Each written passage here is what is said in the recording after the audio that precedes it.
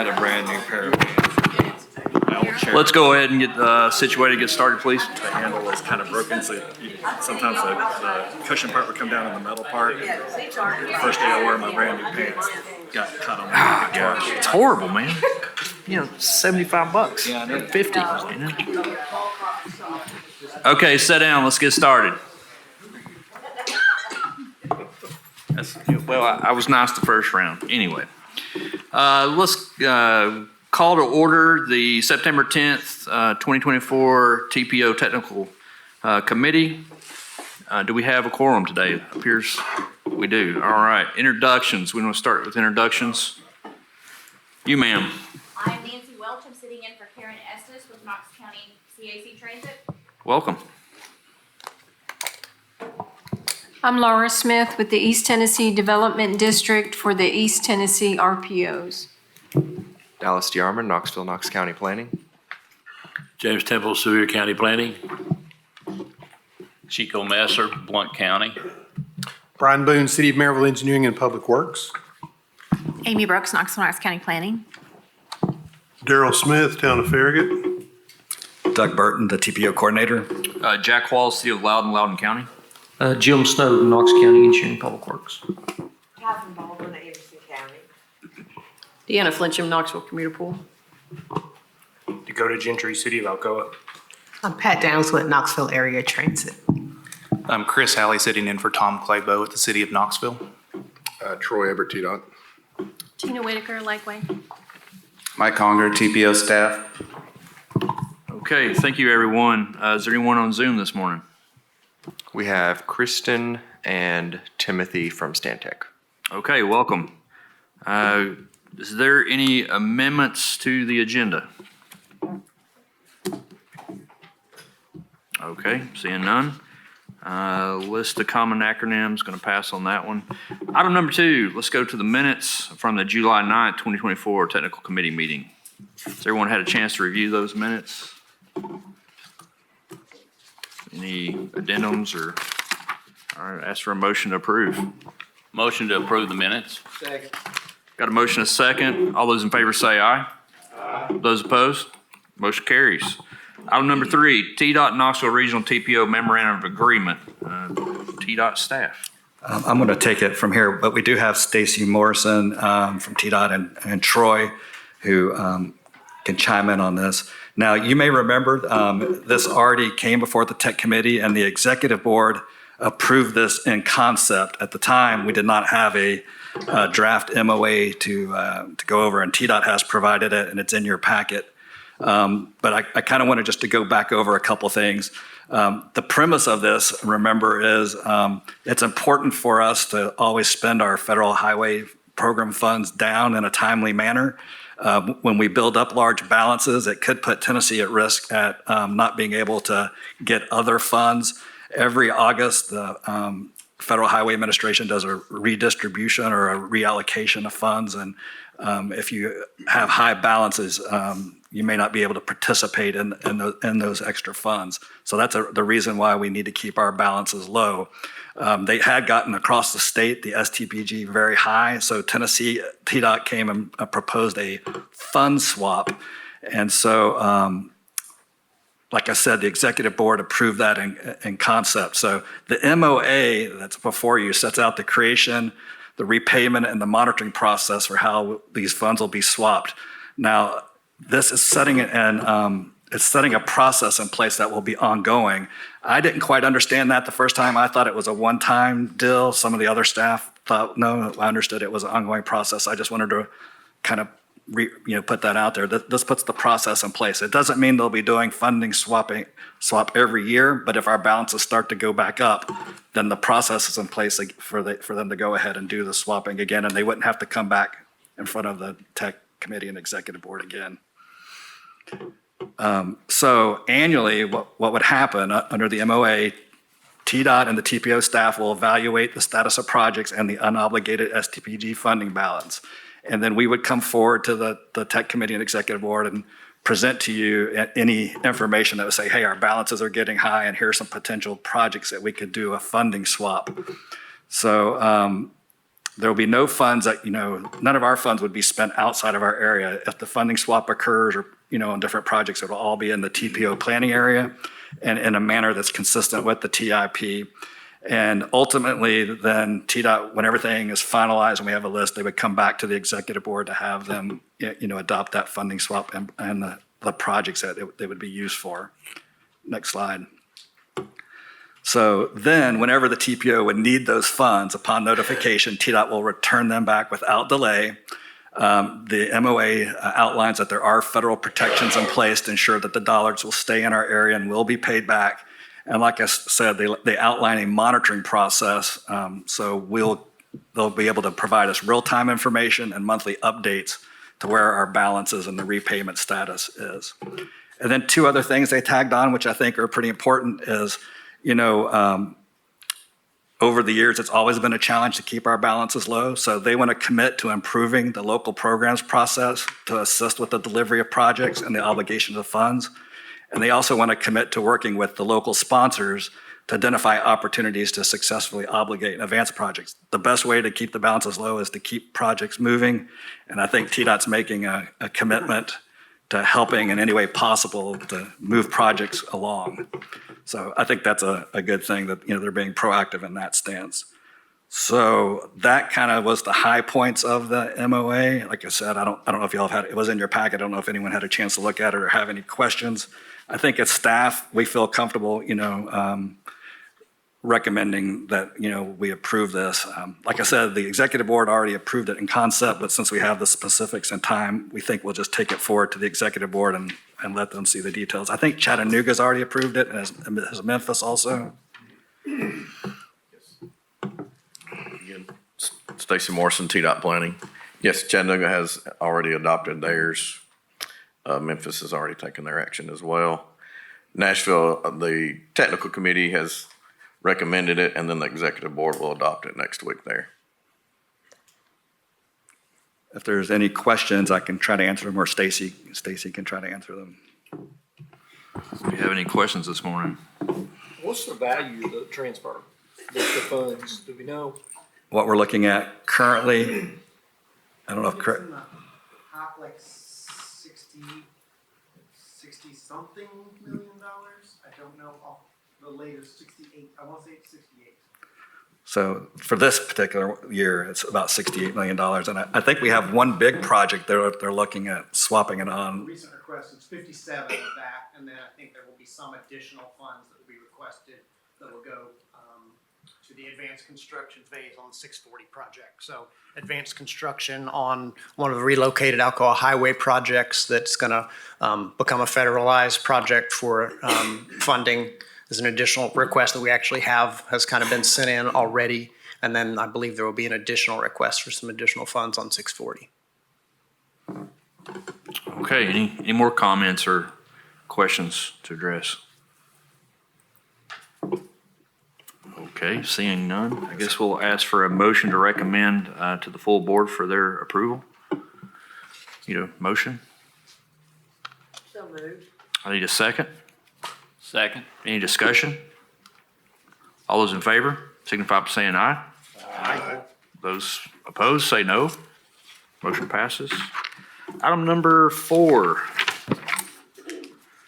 Got a fiscal year 2023-2026 TIP cost overrun. Got Craig, step on up. Yep. Tell us about it. I do not have slides here, so somebody else will be in charge of that. I do have the clicker. All right. So this is a cost overrun project that in fact is obligating projects. This has been had a bid letting recently. Of course, as we've seen in many recent times, bids came in over what we had estimated for the project, and this is to fully fund the construction phase for the Sevier Avenue project for City of Knoxville. The total construction cost, $9.9 million.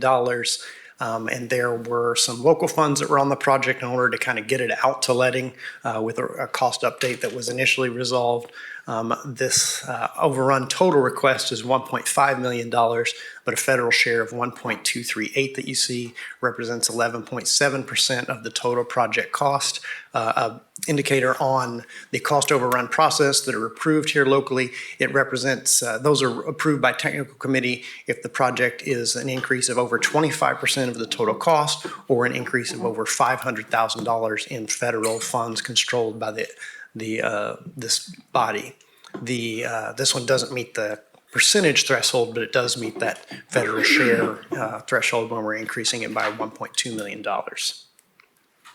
A quick review of the overall summary. Again, the federal request is $1.2 million. That represents about 32% of our remaining reserve balance. After this would be applied, as you see here kind of on the overall spreadsheet, the exiting balance projected through the TIP is just under $2.6 million remaining at the end of fiscal 2026 right now. And this is within that LSTBG program and predicated on everything delivering on the schedule that it is currently programmed. And we understand that oftentimes that doesn't happen. So, most likely when we get out there, or almost certainly when we get to the end of that time frame, we'll actually have more flexibility in what's reflected in that $2.6 million strict arithmetic number. Review of the recent cost overruns that we've had, kind of through the TIP period that we have here. See a variety of our local agencies, so kind of several folks are getting a bite at the apple if you want to look at it that way. We've had a project for Maryville, Sevierville, Farragut, Maryville again with a small increase recently, and this is the first request within this program for the city of Knoxville, again for that project on the south waterfront roadway improvements that's been kind of waiting for quite some period of time. Again, there's the overall funding increase and the federal increase, and just another way of looking at that math with the current balance and what would be the projected balance if this were approved. I'll pause if there are any questions. Do we have any questions for Craig? Okay, guess not. I mean, we've all been here, done that, so we know how it is when you bid something out. We're at the mercy of the market. Bids are the bids. Yeah. Okay, I guess if there's no comments or more questions, I would ask for a motion to approve this TIP cost overrun. Motion to approve cost overrun. First and a second, is there any more discussion? Seeing none, all those in favor say aye. Aye. Those opposed say no. Motion carries. Item number 5, midpoint performance measures, target adjustments related to FHWA PM 3 subpart G, traffic congestion area. Mr. Conger. Yes. All right, good morning. Before I kick this item off, which is another action item to adopt adjusted targets, quick background on what we're talking about. This is the Federal Highway Transportation Performance Management process that was initiated back in 2014 with MAP 21 and carried forward in subsequent bills. The purpose of it is to introduce data-driven process to track the effects of the funding that Federal Highway disperses. So each funding program has targets or measures associated with it, like the NHPP program and the CMAQ program and HSIP program. And these are organized into 3 performance measurement areas. We're talking today about subpart G, this CMAQ program, traffic congestion. And the timeline, the PM2 and PM3 are on a 4-year cycle. We're in the second 4-year period, and this is the mid-performance period progress report, which allows us to adjust the 4-year targets. The applicability is subpart G is for only urbanized areas with population greater than 200,000 and is an air quality non-attainment or maintenance area. And there's 2 performance measures, PHED, that's annual hours of peak hour excessive delay per capita, and the percent of non-single occupancy vehicle travel. These are actually unique targets. The rest are done by TDOT at a statewide level. This is specific to the Knoxville urbanized area. And TDOT and Knoxville TPO, we have to define and agree on a single unified target for our entire urbanized area. So we've convened with TDOT staff along with FHWA to discuss the data and trends to set the targets. And so a couple years ago, we set the 2- and 4-year targets that are shown in that table below. And today we're allowed to adjust the 4-year target based on the latest information. So starting first with peak hour excessive delay, this is only for the national highway system routes in the urbanized area. So it's that shaded area in the map and those roadways. These are the principal arterials and interstate roadways. So the way they define excessive delay is any travel that occurs at 60% of the posted speed limit. So examples, if the road's 60 miles per hour, that's anybody traveling at 36 miles per hour or below would be considered driving or operating in a congested area. So this is tracked for both the AM and PM peak periods, 6 to 10 AM, AM 3 to 7 PM. And it's tracked each segment separately for the entire year using big data sources. So I hate to throw math at you this morning, but just in case you're interested a little bit how the calculation works. Again, this threshold number is calculated. So in this example, say the segment's 0.52 miles. So you figure out what the threshold travel time of congestion is. In this case, it's 52 seconds. And so then each segment for each weekday of the year is plotted out. This just shows 3 15-minute intervals. And you can see it's okay for the first two, but then the third interval here, travel time is 63 seconds versus the 52 allowed. So then you calculate that additional 11 seconds and convert that into person hours. And all this is summed up together, again, for that whole network to derive the number. So fortunately, there's a big data platform, analytics platform called Ridis that gives us this data. We don't have to calculate it by hand. That would be very difficult. Just so you can see, what this allows us to do is actually see segment by segment which ones are contributing most to the delay, so that in turn we can hopefully target these areas with projects. And so one example, everybody's aware this I-40-75 corridor is heavily congested. And so, and TDOT is starting a study now looking at that corridor. So I pulled it up. And in fact, it accounts for 25% of our total hours of delay, even though it's like 5% of the network mileage. I did throw in some other corridors of interest, and of course, segment length will factor on the total. So I converted it to per mile. Kingston Pike is a high one, Broadway in Knoxville, West Broadway in Maryville, and Chapman Highway is actually lower by comparison. So one interesting thing with this is actually you can improve your numbers by lowering the speed limit. Again, that speed limit, 60% of that, during the peak hour, it's probably not good. The speed limit doesn't really factor into the equation of what people are operating. So in fact, actually, we'll have to report this to Federal Highway, but Maryville just recently adjusted the speed limit on West Broadway, I think from 50 to 45 and some 45 to 40. So that'll actually improve our numbers just by, but Well, we just did it in August, so it's too early to know, but we're looking at it and hopefully see improvements in a lot of the things that have been identified for this group, high injury network related issues. Right, I think that'll be, with this data source and safety data, we can do some before and after for roads like that. And in fact, actually a section of Oak Ridge Highway was reduced last year from 50 to 45. And there's been some other things. I know Chapman Highway was reduced a couple years ago and parts of it. So that's just one thing I wanted to throw in there as kind of a quirk of this exercise. So where we're at now is the 10.8 hours. This is the trend data going back to 2017. You can see this huge dip in 2020. Everything was fine and dandy out there with nobody on the roadways, so we didn't have much delay. But we're trending, unfortunately, back upwards on this. So our old target, we hit exactly, the 2-year target was 10.8 hours, and that's exactly where we came in at. We had also set the 4-year target at 10.8, but unfortunately, it looks like there's not much chance of meeting that. This is the data from the system. It's kind of hard to tell, but on the left side is 2023 and right side is 2024. We only have data through May so far, but each month it's worse in 2024 than it was in 2023. And so the way we did the target last time was kind of an average 0.9 hours per month times 12 to get 10.8. We're looking more like it's going to be at least 1 hour average per month. So that's where we derive the 12.0 as a suggested revised target as shown on this chart here.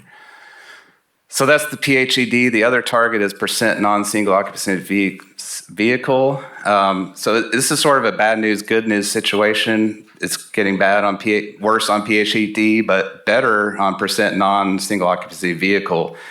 So in absence of local data, we rely on the American Community Survey, the 5-year ACS, and they have commuting information in the ACS. This is broken down by all workers 16 years or over, what mode of travel they used. So drove alone is obviously a predominant mode.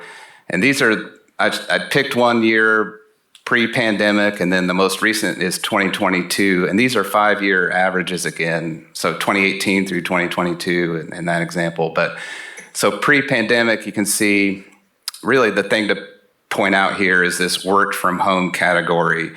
Percent share of that has doubled since pre-pandemic from about 5% to 10%.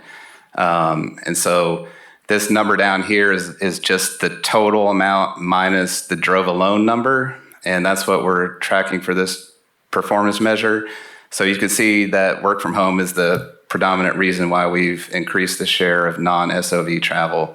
The question will be whether or not, that trend continues. Eventually, we've probably hit a plateau in the people working from home, and I think some people are starting to trend to go back in the office again. I mean, every area is different, of course, and the different cities and how that works. So it's something we'll have to keep an eye on. But in the meantime, it looks like we still are trending upwards on that work from home category, at least pre-pandemic. So here's again a chart of the trend data. See this dramatic increase here. So our original targets were set at 16.7%, which was just an average of a 3-year period from 2018 through 2020. Looking at that data, we had set the 2 and 4-year target at 16.7. It's pretty obvious that we need to adjust that target upward. And so we've adjusted it basically at the 2022 value. We feel confident we can maintain at least that number, and then we'll have to see how it goes moving forward from there. So actually, and this is a summary slide here. In your resolution, there's actually an error. The first number we got and posted in this, that's in your attachment, says 18.0% for this 4-year target. We got crossed up on that, and so it's fixed here for what you guys should vote on today, and we'll fix it, of course, for the executive board meeting in a couple of weeks, make sure the resolution's updated. But that's all I got. If there's any questions, otherwise we do need a motion to adopt these targets to share with TDOT. Okay, is there any questions for Mike? Everybody feeling good about that? Okay, well, we will ask for a motion to approve, send to the executive board. Motion to approve. Need a second. Second. Any discussion? All those in favor signify by saying aye. Aye. Those opposed say no. Motion carries. Item number 6, mobility plan, Winnie 50 update. All right, I know Timothy's on with us on Zoom. I guess we needed a sound check if he's going to present these slides here remotely, this update today. You hear us? I'm here. Can Yes. you hear me? Yep, we hear you. Awesome. Yeah, and I can see the slides, so go ahead and advance. We're going to keep this really short. It's just 35 quick slides, and we'll be in and out of here in no time. Just kidding. Next slide. So here we are past the midway point, kind of approaching round 2 of engagements. We've got a lot of items checked off thus far. A couple of really important items kind of in the works there. Finalizing the travel man model with the TPO and with Caliper, and getting that final list of projects and maps for all modes. That's kind of the next biggest things on our agenda. And then how do we prioritize projects? That's really what today's conversation is. So that's where we stand now. Next slide. Prioritization. The good news is I'm preaching to the choir here. So like this isn't a big scary word. I'm used to really defining all of these terms over and over and over with my clients. So the good news is I think you guys have a good understanding. But want to go over the what and the why, remind you of your 8 goals, which you've heard enough times from me. Talk about what the evaluation criteria might look like, give a note on normalization and how this is going to proceed after that. Next slide, please. Right, so what and the why. This is all about performance-based planning. Mike just kind of touched on that with the PMs. It's all part of that 3C approach. Why? Because FHWA asked us to do it. That's why. It is a data-informed process. It's very helpful to evaluate, to use objective criteria and scores. It's also a starting point. That's the one thing I want to hammer on. And then lastly, it gives us a relative list of near-term, midterm, long-term. It does not give us a ranking like this one's first and this one is right behind first and this one is right behind that one, right? So just to clarify, it's more relative than it is ordinal. Next slide. Reminder of where we kind of are with the weighted factors of your goals. On the left side were those small local plan or projects, and on the right side were the larger regional ones. I'd say the only big shift there was the economic and freight piece, much more valuable to the region than it is to local towns. But really everything else falls in line, plus or minus a couple percent. I mean, look at the values there. They're really, really, really close. So that's the only thing I want to note there. This is a compilation of polling and an online survey. So these are your results that you gave us months ago. And you have actually seen this slide once before. So boring. Next slide, please. Of course, those headings have text behind them. Please don't read them right now, but you've written them. They were in the previous MTP as well. This is really for your benefit of what safety and security actually touches on. So this is more for context for later, but more detail behind each one of your 8 goals. You did a great job of aligning those with the 10 federal planning factors. They're all there on the board. Next slide. So this is not you. This is somewhere else, but it's the best example I could grab really quickly of what we're trying to do with the evaluation criteria. So the colors you see on the right are all locations and that have been buffered and then layered on top of one another several times over. And what we're looking for are data sets that can be used as methods to give project scores. And then the compilation of 5, 6, 7, 8 of those all top of one another gives you a higher total score based on these criteria or categories. And so the more dense it would be, the better the scoring project, because the better the value or return on investment or benefit it would be. So we're looking for things like quantity of features, absolute values along those data resources, maybe proximity to really important features, destinations, locations, or maybe on some of these factors, we just go ahead and create a raster grid of the whole region, and you get what would be just kind of modeled values from X to Y, whatever that range would be, and you create a surface over the whole TPO. So lots of layering all told, but that's what we're looking to do. Next slide. All right, so fun stuff. Let's walk through these a little bit more slowly.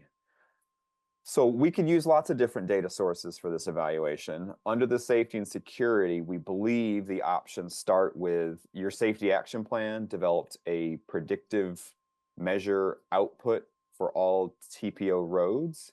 It is a value of expected crash densities, I believe it is, or some kind of index. And we're saying we want to use that index for roads, and all the projects that touch them, we would calculate either an average or a maximum index value, and that would be one of the scores that we use for projects, intersections or corridors. Underneath that one as a substitute, we could also consider the project length or percent of project length. Let's say it's a 2-mile corridor and half of it is in a tier 1 high injury network category, and there are fewer of those to use. Then half of 2 miles would be 1 mile. And so we would say that the value would be whatever that, a tier 1 value would be like 10, but only half of that would count. So, because only half of the segment is in tier 1, so you get a value of 5, right? And so we would do that using ArcGIS for all projects and assign higher potential scores for tier 1 projects, slightly lower for tier 2 projects, and then very, very small for non. So there's an additional data criteria we could use. And the third one are interactive map points. Remember, in the beginning of this process, we had a website, online survey, and interactive map. Well, thus far, we've collected like 450, I believe it is, points. And over 100 of them specifically are speeding or safety issues. And so we could convert that to a density raster and say these are the locations where people say there are speeding and safety hazards. And therefore, this is an index value where projects would be either located in a relatively high, relatively medium, or relatively low problem area. So there's at least 3 different measures for safety and security. And we will certainly take your comments after this, but let's plow through the other ones real quick. Congestion reduction is the next, and I think Mike just sort of talked on that. The INRIX data that is out there on travel time reliability, and there is a data set called XD that includes all quote unquote roads in the region, and so we could utilize that, much like the predictive measure for safety as well, to do the same thing and calculate either an average or a maximum value. There is also the standard level of travel time reliability. Unfortunately, that's limited to just national highway system routes, so it's less effective. It basically will be prioritizing only the big roads and ignoring most of your collectors and locals, so maybe not that one. Also, the travel demand model can look at future year volume over capacity ratios, and that could be one measure of congestion reduction in the future, or the difference between future year and base year. The limitation there in red is because it would only be modeled on roadways. Now, that's most of your significant roads, like collectors and above, but there's some limitation. It's not all projects, so there might be some projects or intersection projects that don't have a score. We'd have to sort of find ways to normalize past that. And then lastly, again, with the interactive map, there are 136 points contributed where they were called congestion issues. And we can, again, use that as either a frequency near a project or a distance proximity, or use a raster grid as well. But there's a good there's a good network of those locations. Third, maintenance and efficiency.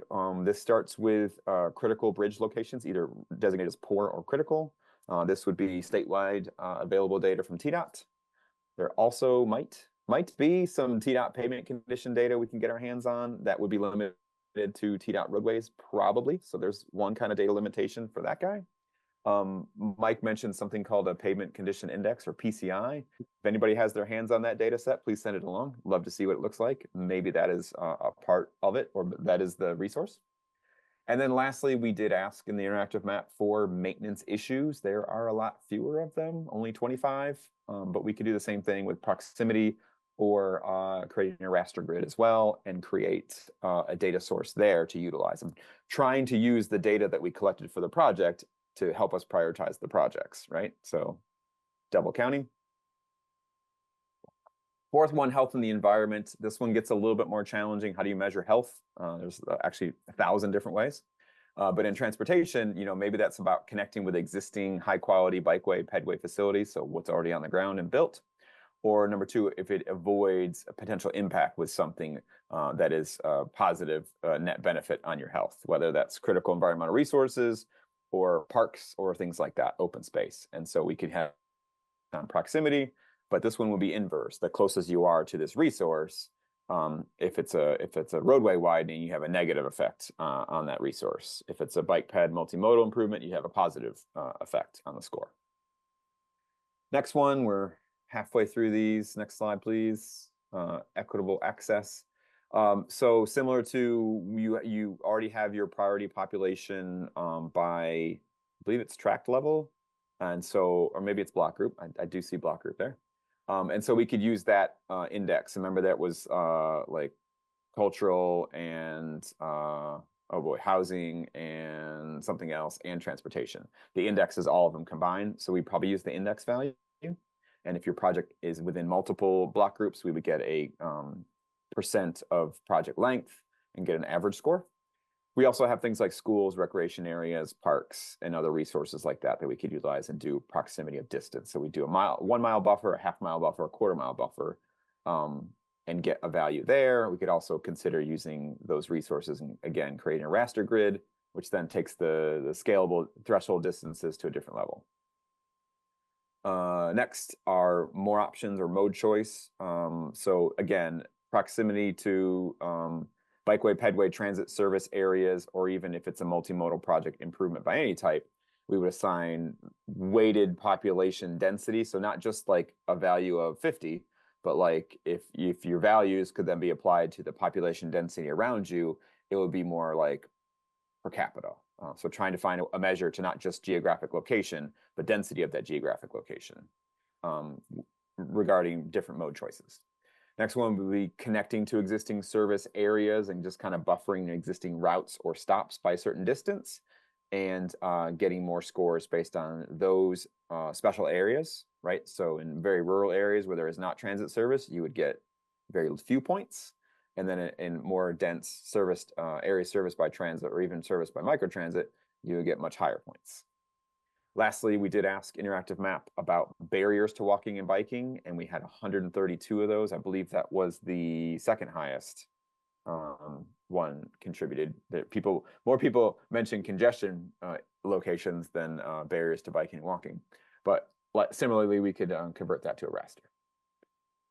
Preservation of place is always the toughest one. We're sort of looking for cultural resources or historic properties lists, historic buildings, neighborhoods, and mash all of those resources into one raster and then use the raster to assign scores. Similar thing, if your project is closer to one of those destinations, it's probably an inverse, it's probably a negative value score. Economy and freight is about freight points and employment points. We have these data already. We can convert both of them separately to kind of a heat map and then assign scores based off of them. And then lastly, everyone's favorite, local priority. So if a project is in already a local plan or the prior MTP, we get a certain number of evaluation criteria points. Or if it was specifically mentioned during public engagement or by TAC members, we can give it additional points on top of that. That helps certain projects that are higher priority in the past and just sort of on the tip of everyone's tongue, just kind of rise through that final list. All right, great. So next slide, if you don't mind, those are the data sources. I do want to acknowledge, are there other evaluation criteria out there? Of course, there are lots of ways of measure this. The point I want to make is that others that don't start with data that we already have, are definitely subjective. You can look at this list below from a different MPO in the country, not naming names, and you'll see words like improves, includes, supports, promotes, addresses, corrects, reduces, enhances, or contributes. Frankly, I don't know what those mean because I can't measure them.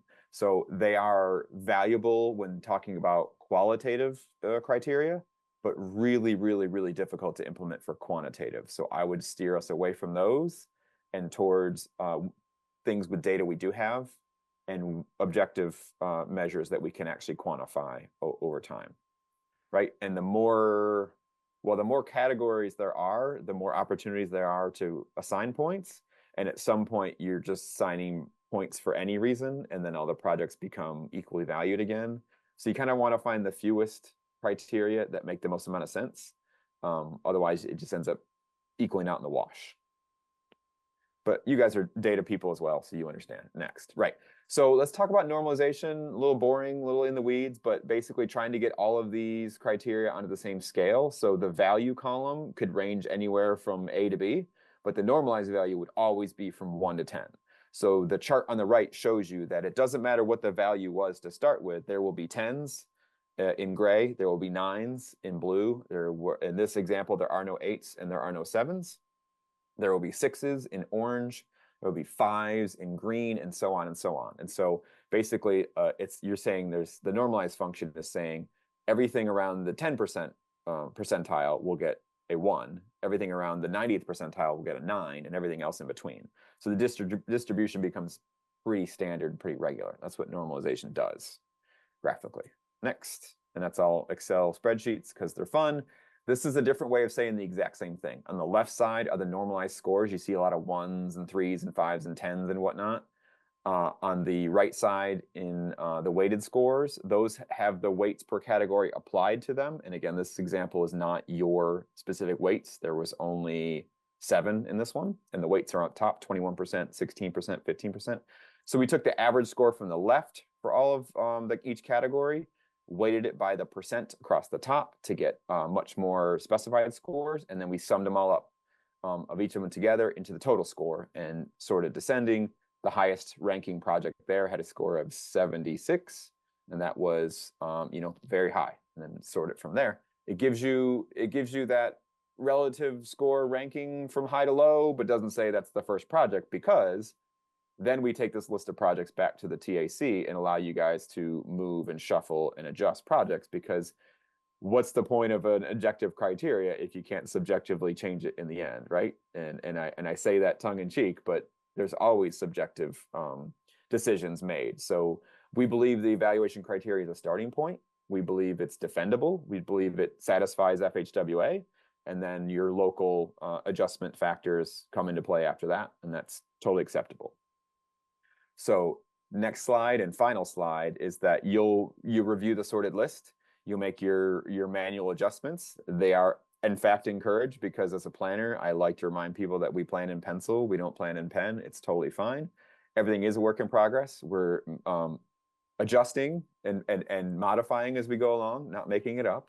And that's kind of the process. So I would love to talk data and data sources. I think the point of today is to just kind of take this in. You've got my slides, you've got those descriptions as well. Look at it one more time and give us feedback on, are there better data criteria we should be using for each of these factors? And is it consistent across the whole TPO? And that's the other point, because if it's great locally, or if it's great in one county, it doesn't really help us in our process, because we need it consistently across the whole region. So noodle on that. And if you come up with better resources, please send them along. If not, I think we have a starting point to kind of to objectively score projects and get that list first pass for you guys to then review and modify. Any questions for me or no? Do we have any questions? Any comments? Golly, it's a lot of data, I understand, but. Right, whether it's, today or shortly, I think we definitely want some feedback from you guys on, hey, we're headed down the right path and everything looks good. So. Yeah, great point, Doug, because the worst thing we could possibly do is do this twice. I'm not interested in doing that. So let's make sure the criteria are great, sit down and do all the scores, and then we're good to go. So we do want to be validated here. We like it. We're heading in the right direction. Please proceed. I think taking the subjective criteria out was really, I like that. So, I don't know how everybody else feels about that, but I think the data-driven approach is what we're trying to achieve. So thank you for that. It's not perfect. It's not perfect, right? But it's a very valuable, defendable starting point. Thank you for the update. Anything else? We do appreciate everyone sending in their project applications and the rollover projects. We may be, I think most of them are in pretty good shape. We may be reaching out to a few of you for a few more details, so please help us with that. I know everyone's real busy, but we need to have all the information equal for every project. So when we do this process, we're all on apples to apples and everything. So thanks again for submitting those. And if we do have questions, we'll reach back out to you. Thanks, Doug. No action required on that one. I guess number 7, TDOT and FHWA updates. Is there any updates from, see some TDOT folks there today? Thank you, Jack. Eric Wilson's here today. Eric's going to come up and give you all some updates about some of the resurfacing that we're doing in the region. He'll probably roll through the project. So if you have a question, stop him, ask the question, or he'll kind of keep moving through on those. Thanks, Troy. When he gets done, I've got a couple other quick updates for you. Thank you. All right, good morning, everybody. I am Eric Wilson. I am with Region 1 TDOT Project Management. I've worked with a lot of you before on my formal role in design. So I'm now over what we're supposed to call it the pavement program, not the resurfacing program, but we all know what that is, and also work on the safety projects as well. So I'm going to go over the 2025, 2027, or 3-year program. Before I do that, we did have, in our 24 program, we did have a list of projects that were delayed due to some railroad coordination. We had some issues with Norfolk Southern with one of our agreements, and that was more of a state level. And so that took a while to work out. So we had to move a bunch of projects into December letting out of the 24 fiscal year. So as a result, we moved some projects into The very end of the 24, so we had an October letting, which is very rare for resurfacing projects to show up there. And we did have 4 projects that are in this area. So I want to just mention those real quick. We had Knox State Route 9 from Anderson County line to near Shaw Road. We had Knox County State Route 34 from State Route 9 to Jefferson County line. We had Blount County State Route 73 from near Kensal Springs Baptist Church to Wares Valley Road. And then Blount County State Route 337 from near State Route 73 to near Great Smokies Mountain National Park. So I can send this all out in the list. It's going to be a lot of information, so it's hard to all keep up with it. But so those will be paved in next year. They're just, in order for us to make the funding, not lose funding, we had to move them up into, so that won't be on my list and I'm about to go over, but I just wanted to share those with you all. All right, going into 25. So our projects in Anderson County are two projects on State Route 61.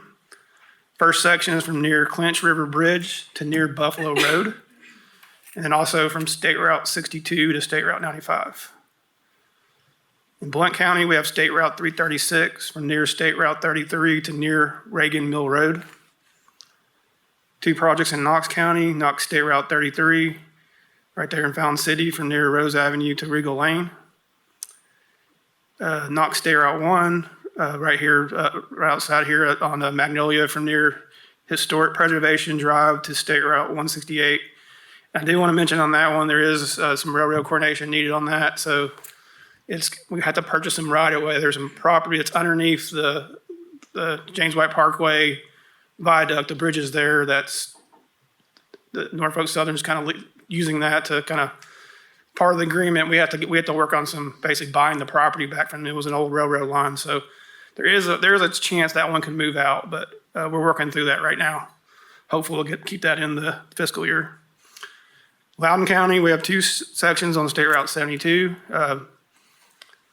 From Monroe County line to Monroe County line, so just all of that section there, and then from Monroe County line to near Get Good Hall Road.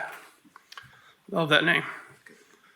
Get Good. All right, run State Route 61 from near I-40 to near State Route 29. This was actually one of those projects that had issues with the railroad coordination that was originally in 24, but it's moved. But we do have all those projects in December of this year, so we're hopeful that everything's been worked out as far as agreements. So we're working through now with getting all the agreements in place.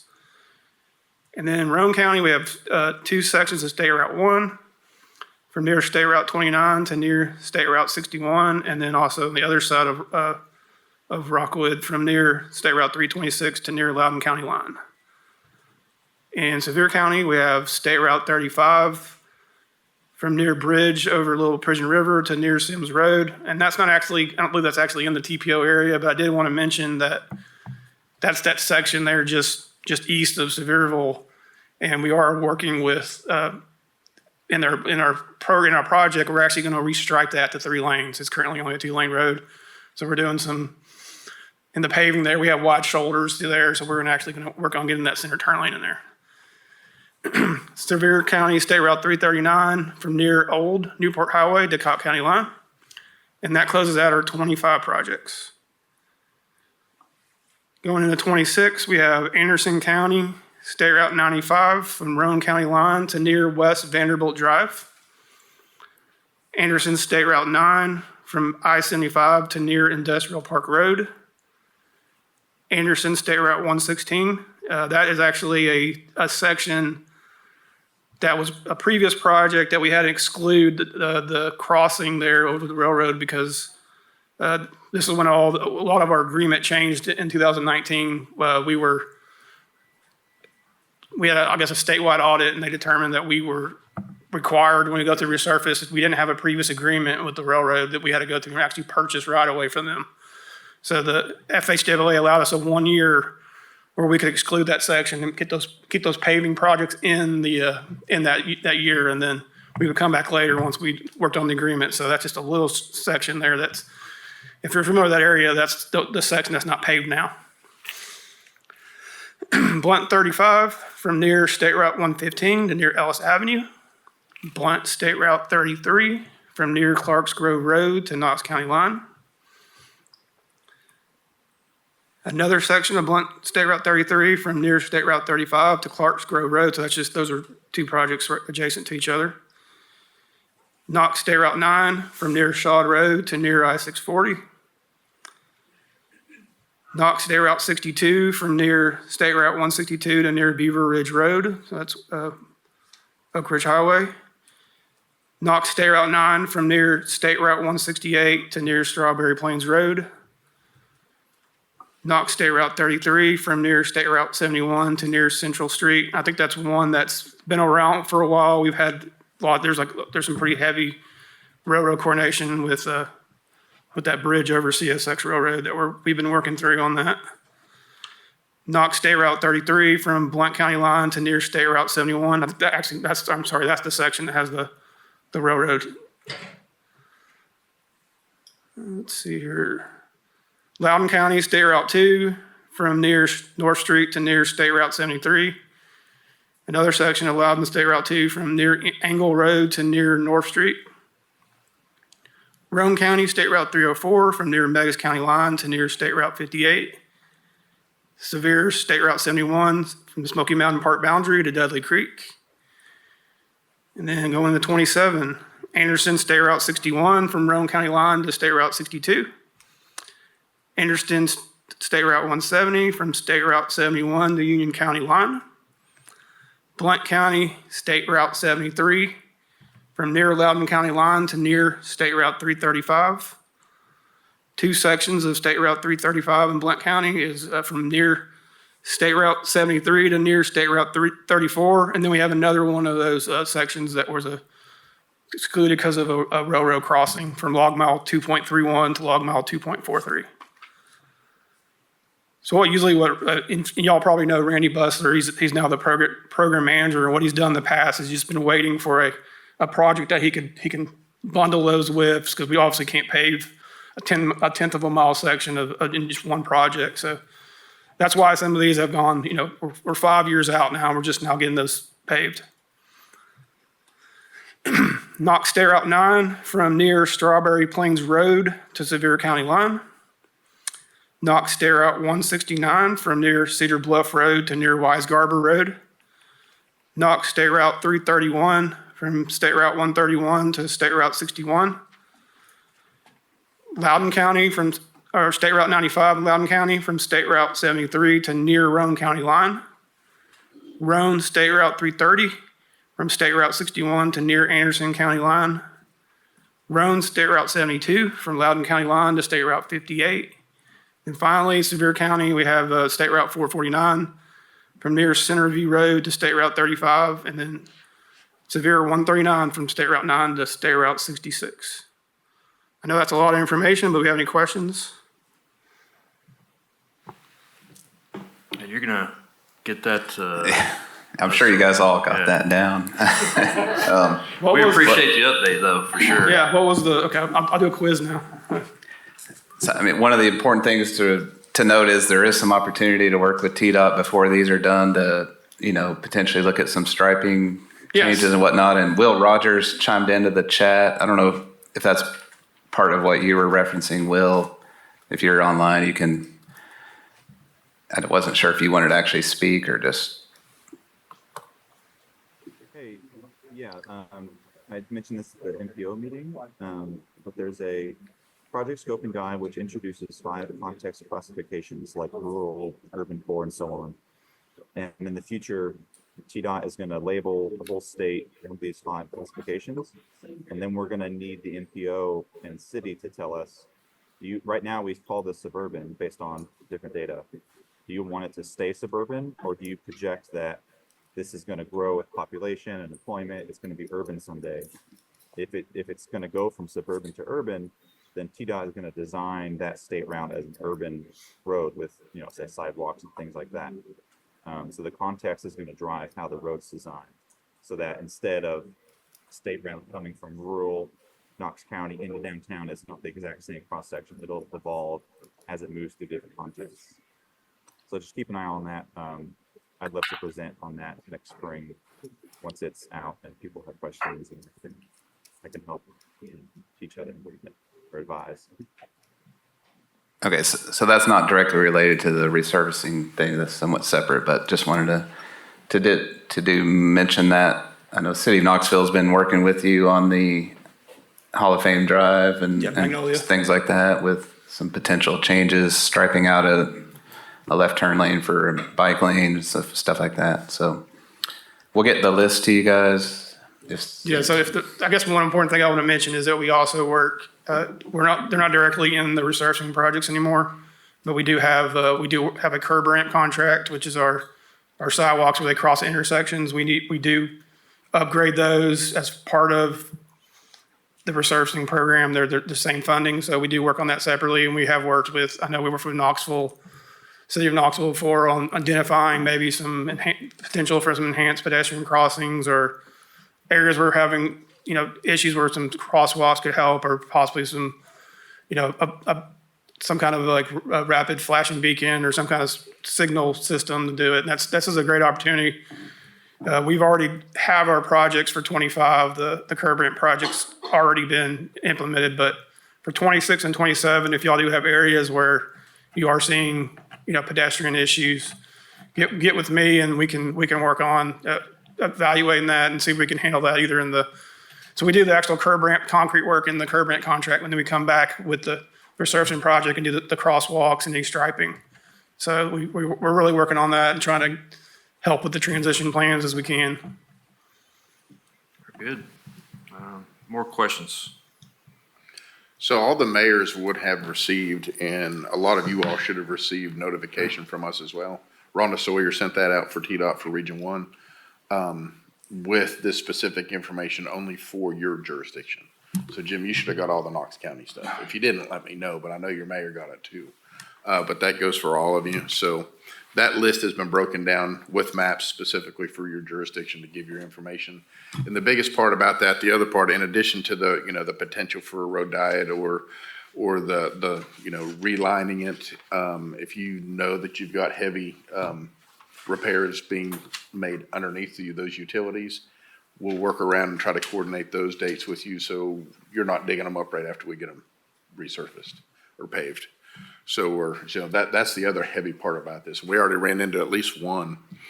A consultant reached out to us and said, hey, we're getting ready to do all this work, and it ended up working out really well. It's going to save everybody a bunch of headaches. Yeah, I would ask in the future, when they disseminate that information, that also pass it out to technical staff. We don't always get what falls in the mayor's mailboxes. Yeah, we can. I think we could work with Mike and getting that information out to you as well. Appreciate it. Problem. You mentioned the road diets. We did have, in that coordination with the City of Knoxville there on State Route 1, we did have kind of a request for a section to do a road diet. And from what we found out from our Region 1 traffic office is that process is much different than it used to be. We used to be able to kind of pull it off in like 6 months. I think it's more like a multi-year process now. So if you're looking at road diets, I think we can kind of set up a time frame, but you're probably looking more at our 26 and 27 projects. Our 25 projects, I understand it's too late for that because there's a lot of data that has to be developed and studies that have to be done. It just takes a little more time now. So, what was the predominant reason for the extended time frame? I can get more details on that. I think they came up. We didn't really have a process in place before, so I think they just by putting up.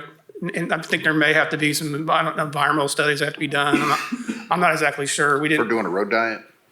You know more about that? Yeah, a lot of that is, of course, we've got to look at the numbers. First thing we do is have to look at the traffic count, make sure that it's going to function better with, after the change versus the current change, and then look at that data prior to. So we basically have to do a study. Andy's group, traffic division, has to do a study and take a peek at that pretty heavy, even before we get into the environmental side too.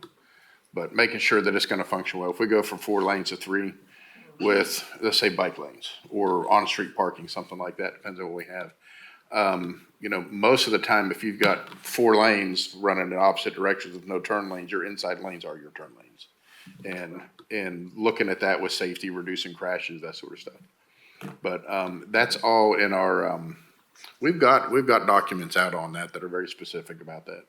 we can get that to you as well. But that's kind of what happens with that. We just want to make sure that it works right.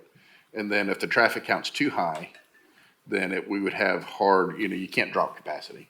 If you get up, 30, 40,000 cars a day on a road like that, makes it tough. Yeah, the example right there is that left turn from Magnolia turning on to Hall of Fame was a good example where we were able, the pavement's already there and we're able to just add a turn lane or take a turn lane out. And it was a dual left and just make it a single left and provide, just changing the striping. That's something that can be done if we know just ahead of time so that we can get, when that list that was sent out, if you just see something that your community wants to look at, the severe 35 is an example where we're actually adding a lane for a center turn lane for safety. So there's opportunities there. We also can do, I don't know if I can say that now. We don't have quite the budget we did in our maintenance department. But in the past, we've been able to build up some shoulder and be able to, for some turn lanes additions and stuff like that. But, something more like that, to just changing lane width and stuff is something we can look at. Yeah, thanks, Eric. And I'm sorry, the state routes always confuse me, so I go by street names. One of the roads that we get a lot of complaints on in Knox County is John Sevier Highway from Alcoa Highway to Chapman Highway. Did it happen to be in that list by chance? I'm sorry. No worries. I don't know what state route it is. No, that one's not in the list. I know we paved it. Let me see if I can. I'll look up this history list and get with you after the meeting and let you know when it was last paved. No rush. We just get a lot of complaints about it. Actually, had Alcoa Highway to where? John Sevier Highway from really Alcoa Highway to Chapman. Okay. That section I actually got asked about it by a county commissioner here. Okay, last week. I'll look and see when it was paved last. Okay, thanks, sir. No problem. Is there any more questions for Eric? Thanks, Eric. We appreciate it. I'll go through mine really quick. Yes, sir. And I'll tell you when you need to write stuff down. This is important information that everyone's very interested in. Way in Motion. We have an update. Received this off the press. We should be getting that installed on the west end way stations in October, next month, to get Way in Motion going. So I'm very interested to see what's going to do with our congestion if it helps. Thanksgiving numbers, a few things like that. But so that was my really exciting big thing that I had for you. So I'll call out the communities on a couple of these, so make sure you listen on that one. So Sevier County, Sevierville, 416. So we're going through our grant or our studies that we're working on with TPOt. 416 study, we have a public meeting on September 24th at 4:30. The last public meeting we had, 100-ish people show up, like quite a few. And if you're familiar with 416, that's the part where you're coming off kind of Newport Highway and going the now back way into Dollywood, going that direction by Water State. So they're looking at that stretch, and that runs over to Pittman Center.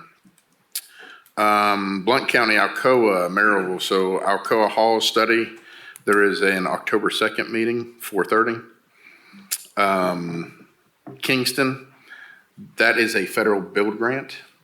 September 12th and the 14th. The 12th is at 2 and 6 p.m. There are meetings. The 14th, there is a 10 and 2 meeting. Those are at the Kingston Community Center. If you need locations or any additional information, just holler at Michelle or myself. We'll make sure that we get you all this information if you're interested in attending. The road inventories, we're doing one for Anderson County. We're also doing one for Sevier County. Those are both moving along very nicely. We've got dashboards that we can send you that if you want to see, but those are all expected to end on time. And they're collecting all the signs, all the stripes, all the culverts, and I mean, that's a lot alone. Plus they're auditing the road list. So that road list, they're going to take the county road list, make sure that it is accurately measured, get widths so they can come up with resurfacing, pavement plan, and then also looking at pavement condition. Now, it's not a PCI where they're digitally shooting it, but it's a visual inspection while they're getting all this information. It's going to be turned into a digital format, and they can hand that to the counties. They're going to have everything. They'll know how many stop signs they've got, how many posts that they're on. And I think they're looking at guardrail, and not the inspection of it, but they'll have the number of feet of guardrail. Is that taking in shoulder information as well? I don't believe we're looking specific shoulders on that. We are looking at lines, so if they have an edge line, most of them aren't gonna have shoulder, but it's something to look at. There was one more thing that I thought of, maybe for the next round we do this, that we're gonna look at. Just, these things come up, it's like, well, let's look at that. So that's a good question. But they know how many gallons of paint they need to resurf or for lines every year. A few things really helping our county superintendents out. Currently multimodal grants. I know Knoxville or Knox County does have one in. Those are currently being evaluated. We just finished up the evals with us and Will's on the line. If he wants to say anything on that one, but the multimodal grant MC off. Okay. Stay tuned. Those announcements should be coming here pretty soon. I don't have a good date for you on that one. Urbanized area information sitting on the governor's desk waiting on a signature so y'all should be getting your letter before too long. SPP updates. I saved this one for last. And everyone good so far because I'm covering a lot. I'm trying to get through them. SPP, 76 applications. Last year we had well over 100. This time we had $1.9 billion in requests.